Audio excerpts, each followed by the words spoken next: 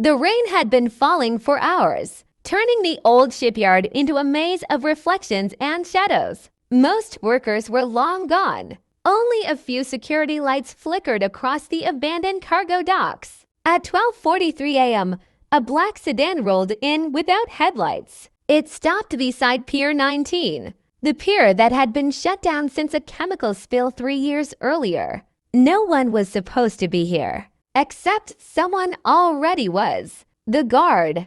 Martin Hale, 38, night shift security guard, was making his routine walk. Former Marine, quiet, disciplined, and the kind of guy who noticed details others didn't. Tonight, he noticed something wrong immediately. Pier 19's emergency door was slightly open. That door had been welded shut last winter. Martin stepped closer. The weld lines were cut clean, laser clean. Inside, the hall smelled like burnt plastic. He lifted his flashlight. On the concrete floor, a trail of white powder. Not drugs, chemical dust, the type used in industrial labs. Someone had broken in for something specific. Inside the hall led to a restricted storage room where the company kept retired research equipment from an old government contract. Most of it worthless. Most of it. Near the center of the room, metal cabinets were open,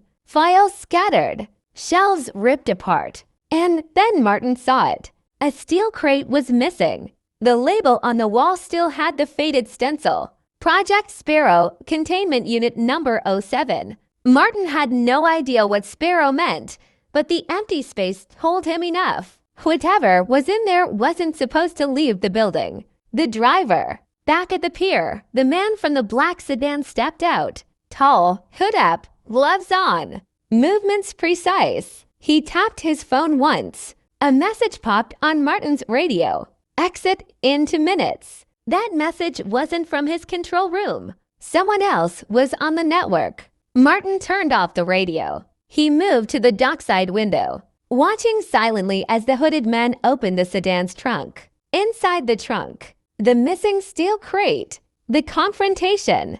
Martin stepped outside, hand on his flashlight, the heavy, metal kind issued to security. Rain slammed the pavement. The hooded man didn't panic, didn't run. He just closed the trunk and looked up. For the first time, Martin saw his face under the pier's dim light. He recognized him immediately. Evan Mercer, former scientist from the same facility, fired 2 years ago after a classified experiment went wrong. A man who disappeared right after.